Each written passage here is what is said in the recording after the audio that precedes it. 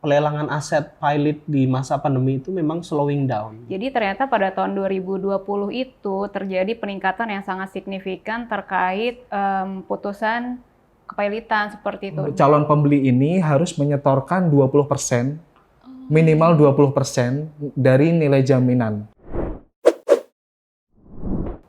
Halo Sobat Juara, bertemu kembali di podcast Juara, Jurnal Refinding Artikel Hukum Bersuara bersama saya Nurul Rahman, host pada episode kali ini. Sobat Juara, eksistensi Balai Harta Peninggalan atau BHP yang kita kenal sebagai lembaga negara yang diberi kewenangan melakukan pengurusan harta pilot masih perlu sosialisasi yang lebih masif lagi. Di samping kurator dan pengurus swasta, pengurusan budel pilot justru lebih dahulu dilakukan BHP sebagai kurator negara. Dalam perkembangannya, salah satu dari fungsi dari BHP yaitu yakni lelang eksekusi harta pilot mendapati sejumlah tantangan terlebih di masa pandemi COVID-19 kemarin beberapa tahun ini. Kemudian penjualan di muka umum atau nama lainnya lelang pada prinsipnya untuk mendapatkan harga terbaik agar kreditor mendapatkan pengembalian aset yang optimal. Faktanya pada masa awal pandemi COVID-19 2020, BHP DKI Jakarta pernah gagal melakukan lelang sebanyak 7 aset dari total 8 budel yang dilelang. Wow, itu cukup banyak sekali Sobat Juara. Ini sangat menarik karena pada saat pandemi COVID-19 kemarin, perkara kepailitan dan penundaan kewajiban pembayaran utang atau PKPU mengutip hukumonline.com meningkat 50%. Namun di sisi lain ada persoalan berupa penurunan daya beli masyarakat sehingga lelang aset harta pilot mengalami dampak. Jadi pandemi COVID-19 cukup berdampak ternyata Sobat Juara. Pada Jurnal Refinding atau JRV pernah menerbitkan artikel terkait pada volume 10 nomor 1 tahun 2021 pada April berjudul Kerjasama Pembiayaan Pelelangan Kepailitan antara Perbankan BUMN dengan Kurator Negara sebagai Inovasi Hukum dalam Percepatan Penyelesaian Perkara Kepailitan di masa pandemi COVID-19 yang bisa diakses oleh Sobat Juara di website refinding.bphn.go.id/e-journal.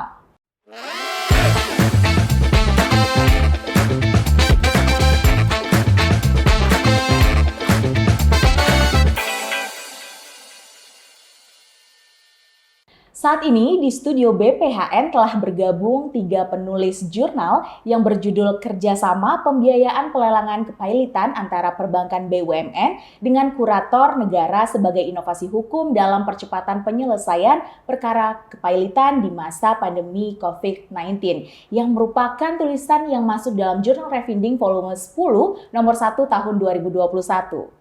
Sobat Juara, dari judulnya kita sudah penasaran dengan inovasi hukum apa sih sebenarnya yang ditawarkan oleh 3 penulis kita pada hari ini. Kita akan membabat habis, kita akan ngobrolin isi dari jurnal tersebut untuk mengatasi persoalan dalam pelelangan harta pilot yang dilaksanakan oleh BHP. Dan hal ini tentu saja mungkin kita akan berbicara sedikit banyak pada saat pandemi COVID-19 kemarin, kemudian dampaknya bahkan bisa jadi tulisan ini bukan hanya tulisan yang hanya stop pada masa pandemi COVID-19, post pandemi COVID-19 kemarin, namun juga masih akan berdampak seterusnya. Dan kita di sini akan sangat komprehensif karena tadi kita membahas sedikit ada dampak yang terjadi langsung yaitu di DKI. Kita sudah memiliki Mbak Nadira Nur Habibah di sini yang menjadi salah satu perwakilan dari BHP DKI ya Mbak ya. Iya. Oke, Mbak Nadira, mungkin nanti kita akan ngobrol banyak seputar DKI sendiri, terdampaknya seperti apa. Kalau tadi ada hukum online yang mengatakan 50%, ada angka-angka tadi yang kita sebutkan. Setelah itu, kita nanti akan berbicara pada mungkin lebih pada tulisan, kemudian ada dampaknya tadi yang juga ada dalam tulisan atau jurnal itu, dan juga bagaimana kondisi yang sekarang. Mungkin seperti itu ya Mbak Nadira. Baik, Sobat Juara, ada 2 penulis lagi yang ini juga akan menambah insight kita di dalamnya, yaitu ada Mas Biva.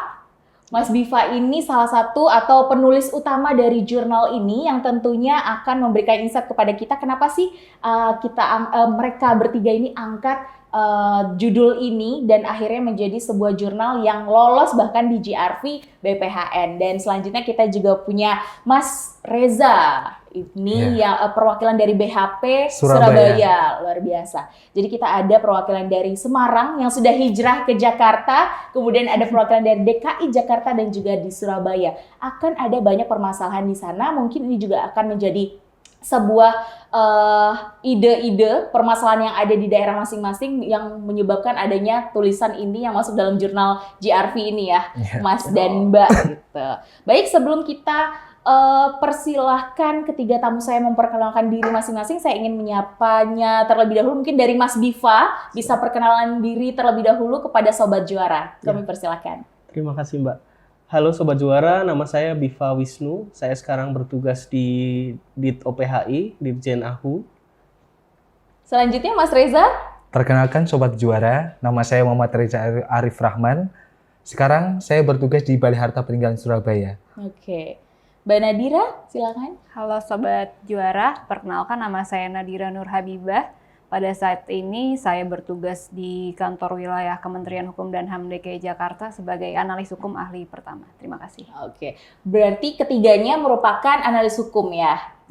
Iya. Analis hukum Yang semua. satu Kurator. kurator. Oh, kurator. Iya. Kurator murni ya. Kurator keperdataan. Oke, mungkin ini kita akan masuk dalam topik utama kita pembahasan terkait dengan jurnal Bapak Ibu sekalian ini ya, Mas dan Mbak ini. Sebagai pembukanya mungkin bisa diceritakan sebetulnya di mana posisi BHP dalam konteks kepailitan di PKPU. Mungkin Mbak Nadira terlebih dahulu.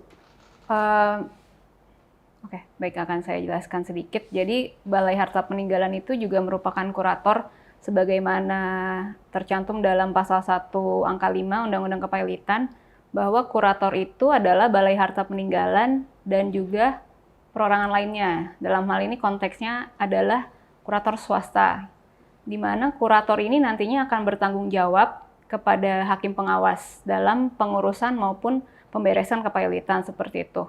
Jadi intinya kurator ini bertugas untuk melakukan pengurusan maupun pemberesan dalam kepailitan.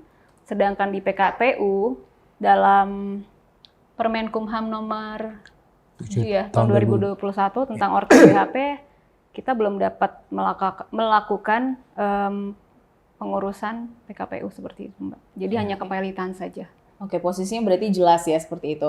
Baik, Sobat Juara, kita akan bertanya nih kepada selaku fungsional kurator ya, keperdataan ahli pertama pada BHP Surabaya.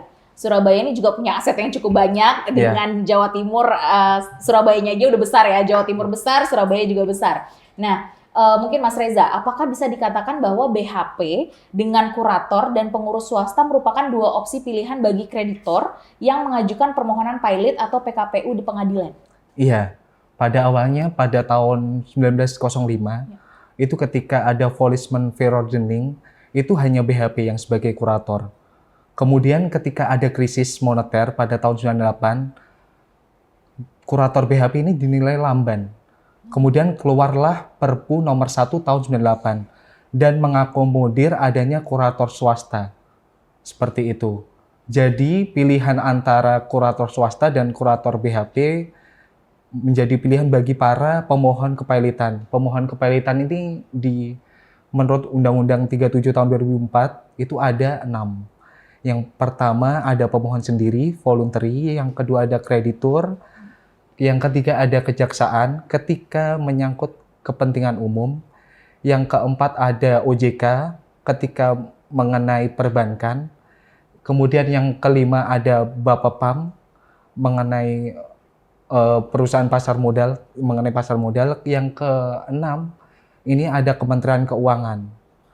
Kemudian ini, saya yakin kalau saat ini, kalau posisinya saat ini, kurator negara bisa bersaing dengan kurator swasta. Dengan dukungan anggaran yang dikasih oleh Ditjen AHU melalui pelatihan-pelatihan dan dukungan anggaran, saat ini posisi kita saya yakin udah setara. Setara ya? Iya. Baik negeri maupun swasta seperti itu Iya. ya? Oke. Baik, untuk selanjutnya mungkin Mas Reza bisa jelaskan juga, kita mulai membahas tentang penjualan di muka umum atau lelang. Iya. Nah, bagaimana sebetulnya alur dan tata cara lelang harta pilot itu sendiri? Kalau tadi kan sudah ada unsur-unsur yang harus ada gitu kan, tapi ini Iya. bagaimana tata cara lelang harta pilot itu sendiri? Kalau pada dasarnya ini, lelang itu bagian dari pemberesan. Jadi pemberesan itu dimulai setelah adanya insolvensi. Insolvensi itu apa? Insolvensi itu adalah ketika para debitur ini tidak mengajukan perdamaian, ketika perdamaiannya ditolak, kemudian yang ketiga ketika perdamaian tapi tidak dihomologasi sama hakim. Oke. Kemudian jatuhlah masa insolvensi. Ketika masa insolvensi itu masuk masa pemberesan. Ketika masa pemberesan, tugas kurator adalah menjual budel pilot. Penjualan oleh kurator dapat dilakukan melalui dua cara. Yang pertama melalui penjualan di muka umum, yang kedua di bawah tangan. Ketika kurator melakukan penjualan di muka umum, yang pertama dilakukan kurator adalah melakukan permohonan kepada KPKNL, DJKN. Kemudian DJKN menerima berkas kita. Yang ketiga, berkas diterima, kemudian diverifikasi. Ketika ada berkas yang nggak lengkap, dikembalikan lagi kepada penjual, dalam hal ini kurator. Ketika berkas lengkap, mereka menetapkan jadwal lelang. Jadwal lelang ini isinya yang pertama ada pengumuman lelang, yang kedua perintah untuk membuat SKT atau SKPT, yang ketiga jadwal untuk lelang itu sendiri. Kemudian untuk penjualan yang kedua, izin jual di bawah tangan. Kalau izin jual di bawah tangan, itu prosesnya melalui hakim pengawas. Jadi kurator ketika sudah melakukan penjualan di muka umum, dalam hal ini lelang, sudah 2 kali lelang nggak laku jual, kurator mengajukan izin jual di bawah tangan. Kemudian kurator mengumumkan kepada calon pembeli secara volunteer, nggak melalui DJKN lagi, jadi kurator sendiri nih. Kemudian ada penawaran minimal 3 penawaran, kemudian kita ajukan jual beli seperti itu. Jadi penawaran yang tertinggi yang menang seperti itu. Namun pada dasarnya ini, ketika penjualan di bawah tangan, itu harganya di bawah harga pasar, di bawah harga likuidasi seperti itu. Jadi kurang menarik bagi kreditur untuk memperoleh pengembalian yang maksimal dari budel pilotnya seperti itu. Nah, mungkin ke Mbak Nadira, apakah ini kan kita berbicara misalnya termsnya adalah Mbak Nadira nih ASN, tapi juga sudah tersertifikasi sebagai kurator gitu ya. Apakah seorang kurator tuh juga menjaga keseimbangan harga? Lelang. Harga lelang. Oh, kami itu apabila menjual suatu barang dalam lelang itu berdasarkan appraisal, Mbak. Jadi nanti ada satu penawaran ya dari KJPP namanya KJPP itu Kantor Jasa Penilai Publik. Kantor Jasa Penilai Publik, yang nantinya hasil dari penilaian mereka itu berupa appraisal itu kita ajukan kepada KPKNL. Berarti memang sudah ada ketentuannya ya. Itu sebabnya ketika pandemi daya beli turun, sehingga dan itu terjadi di seluruh daerah, bahkan bukan 3 daerah pada saat kalian bertugas sendiri ya. Oke, selanjutnya ini menarik karena Mas Reza adalah kurator keperdataan pure nih di antara 2 analis hukum ini. Jadi pertanyaannya sekali lagi buat Mas Reza, untuk permasalahan utama dari artikel yang ditulis oleh kalian bertiga sendiri adalah minimnya kemampuan dari pelelang untuk membeli harta pilot yang ditawarkan. Nah, sebetulnya apa kriteria untuk dapat ikut serta dalam pelelangan yang diselenggarakan oleh BHP? Pada dasarnya ini, ketika calon pembeli lelang, dalam hal ini peminatnya, ketika mau daftar ke PHP, ketika daftar ke, kan ini kita sebagai penjual, sebenarnya perantaranya itu DJKN. Jadi pihak pembeli ini mengikuti tata cara dan administrasi di DJKN. Yang pertama, syarat-syarat yang harus dilengkapi adalah verifikasi, misalkan NPWP, kemudian KTP dan dokumen-dokumen administrasi lainnya. Kemudian calon pembeli ini harus menyetorkan 20%, minimal 20% dari nilai jaminan. Dan itu sudah diatur sama kurator sebagai penjual. Minimal 20% sampai 50% dari total budel pilot. Misalkan harganya 1M nih.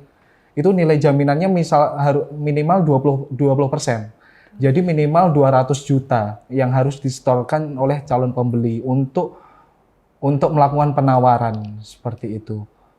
Oke, pendaftarannya online atau harus manual ke kantor? Saat ini harus online. Online. Oh, Iya, di mana semuanya tuh? online. Lelang. Aplikasi apa? Lelang.go.id. Wow, berarti sangat memudahkan ya. Iya, Oh. harusnya sih. Oke, selanjutnya ke Mas Bifan. Disampaikan ketentuan sebagaimana diatur Peraturan Menteri Keuangan atau PMK nomor 213/PMK.06/2020 tentang petunjuk pelaksanaan lelang yang memberatkan bagi pihak atau calon pelelang yang tertarik. Pertanyaan ini mungkin agak di luar konteks dari artikel yang ditulis oleh teman-teman ya. Namun saya rasa penting, yaitu bukankah ketentuan setoran awal atau deposit tadi telah disebutkan juga minimal 20% ini bukan sebagai sandungan, melainkan bentuk perlindungan dari kreditor itu sendiri terhadap aset pilot yang dilelang. Iya, 20% itu sebenarnya lebih ke bukti keseriusan sih, Mbak. Iya. Oh, Misalnya, I see. kita kan nggak mungkin ya ikut lelang terus deal ternyata kabur gitu. Iya. Nah, 20% itu bukan berarti kita menyetor 20%, tapi kalau kita nggak dapat barangnya, 20% itu nggak akan kembali. Itu hanya sebagai bentuk bukti keseriusan. Nah, cuman permasalahannya sekarang adalah kalau kita berbicara dengan konteks pandemi adalah satu, orang itu nggak punya uang 20% itu, nggak punya uang 20% itu, atau dia punya uang, cuman dia lagi hati-hati aja, dia nggak mau ngeluarin 20% itu karena dia harus saving, harus berjaga-jaga untuk kebutuhan lain, atau dia sudah mengalokasikan uang 20% itu untuk kebutuhan lain. Jadi dia sebenarnya punya cash flow yang bagus, tapi sedang tidak ada uang tunai yang bisa dipakai. Nah, itu yang kami pikir sebagai hambatan ya untuk para peminat barang lelang kepailitan itu dalam membeli atau ingin mengajukan menjadi peserta lelang barang kepailitan itu. Kemudian misalnya kita coba untuk simulasikan, anggaplah penjualan aset pilot ini gagal gitu, maka berlaku penjualan aset di bawah tangan. Apakah ada dampaknya terhadap aset maupun si kreditor itu sendiri? Sebenarnya kalau misal kita bicara kepailitan gagal, memang seperti yang disampaikan Mas Reza, ada fitur penjualan di bawah tangan. Tapi lagi-lagi kita sampaikan bahwa kepentingan kurator ini bukan hanya agar barang kepailitan ini laku terjual, tapi gimana kita bisa menjaga nilai. Maksudnya nilai itu adalah gimana caranya barang yang kita jual itu mempunyai nilai setinggi mungkin sehingga bisa menutupi hutang si debitor itu gitu. Betul.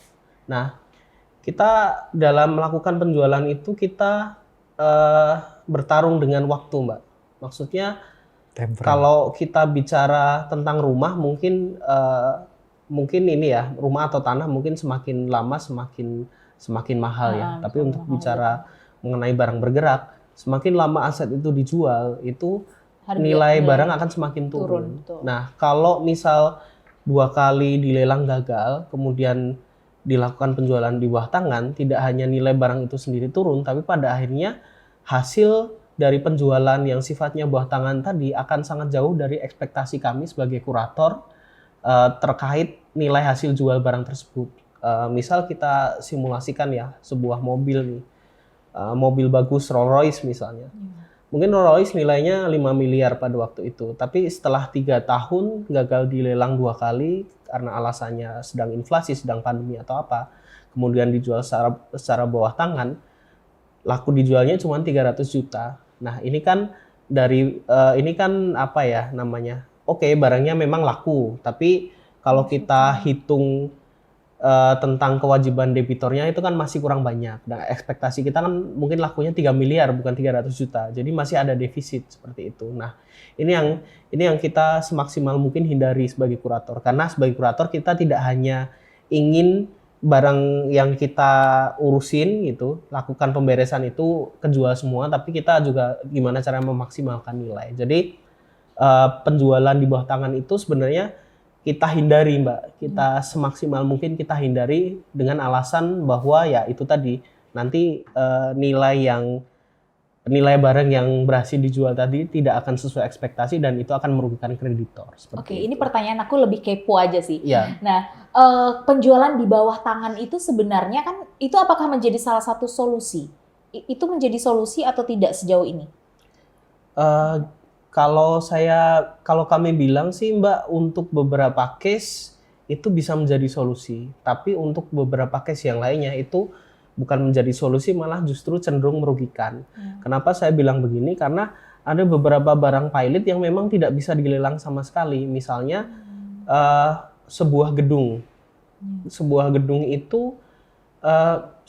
itu mungkin kalau kita bicara tanahnya itu bisa dilakukan lelang, tapi untuk barang-barang yang ada di gedung itu, yang keropos, yang sudah apa, kabel-kabel, kemudian kalau kita bicara bahasa sehari-harinya barang rongsokan itu kan tidak bisa dilelang, akan susah untuk melelang barang-barang seperti itu. Nah itu sebaiknya kan dibandel kemudian dijual secara bawah tangan. Nah itu pasti banyak yang akan berminat. Misalnya pengepul besi, pengepul kabel, ataupun penjual-penjualan yang memang minatnya di barang-barang sisa seperti itu.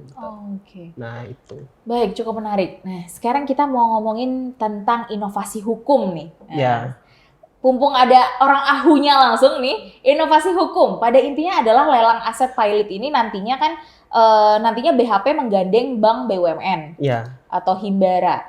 Coba mungkin bisa disebutkan Mas 3 sampai 5 alasan kenapa bank negara harus mau digandeng untuk ikut membiayai lelang aset pilot dari BHP. Kita sudah lakukan riset ya selama kita ngobrol ini, dan kita menemukan bahwa memang ada kasus seperti itu, bahwa Bank Himbara ini pernah digandeng dalam lelang kepailitan dalam bentuk rumah ya, Mbak Nadira ya. Iya, waktu itu dalam bentuk rumah. Dan itu dibiayai sama Bank Himbara, waktu itu Bank BTN. Jadi memang sudah punya pengalaman, satu. Yang kedua, kalau kita bicara mengenai Bank Himbara sendiri, mereka merupakan institusi keuangan yang mempunyai Public Service Obligation atau PSO. Jadi kalau misal dari bayangan saya, kalau misal inovasi hukum seperti ini merupakan sebuah penugasan yang dilakukan negara untuk mengintermediasi kondisi keuangan yang sedang tidak baik ini, institusi yang harus atau mungkin bisa digerakkan ya bank yang dimiliki oleh negara itu sendiri gitu. Nah, kalau kita bicara statistik Mbak, mungkin dalam pengurusan pilot itu sendiri, ini yang ketiga ya, itu kita lebih sering berhubungan dengan bank negara. Artinya adalah kreditornya ini, kalau misal kita bicara statistik, mungkin 80% dari kreditor kepailitan ini bank negara gitu. Baik itu Bank Mandiri, BRI, maupun BNI. Jadi mungkin mereka akan lebih familiar gitu mengenai aset pilot yang dilelang seperti ini, dan ketika kita akan propose ke mereka, mungkin mereka akan lebih paham situasinya seperti itu sih. Oke, dan memang sepertinya harus kerjasamanya yang harus direkatkan memang adalah BUMN seperti ya bank-bank BUMN ini gitu yang bisa membantu dengan cepat, terutama juga apalagi pada saat pandemi yang bisa membantu harusnya memang BUMN seperti itu ya. Betul. Kemudian dari penulisan ini sendiri yang ingin disampaikan oleh ketiga penulis ini sebenarnya apa dalam jurnal ini? Mungkin Mbak Nadira?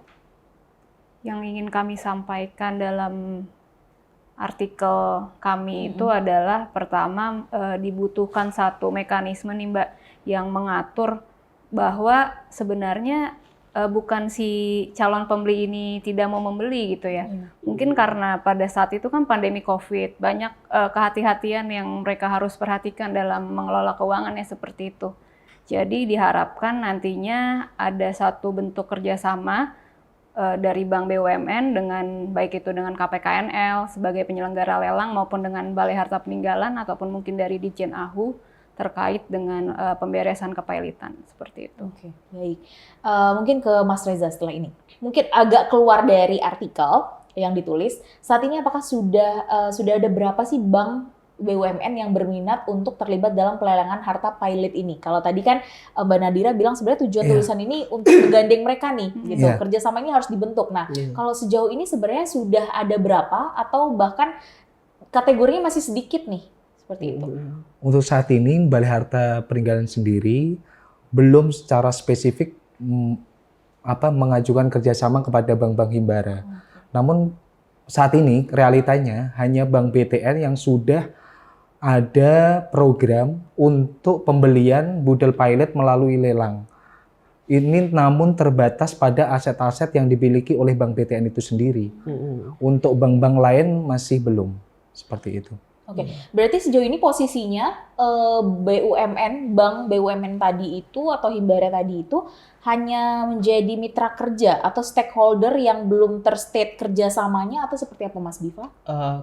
Jadi kalau apa yang disampaikan sama Mas Reza ini mungkin gini Mbak, kalau kita bicara kredit rumah itu kan sebenarnya si bank itu kan membiayai pembelian rumah itu untuk kemudian rumahnya akan diserahkan secara hukum ketika uang pembelian yang dihutangkan kepada si pembeli ini sudah lunas kan ya. Iya. Nah ini sebenarnya konsepnya sama saja seperti itu.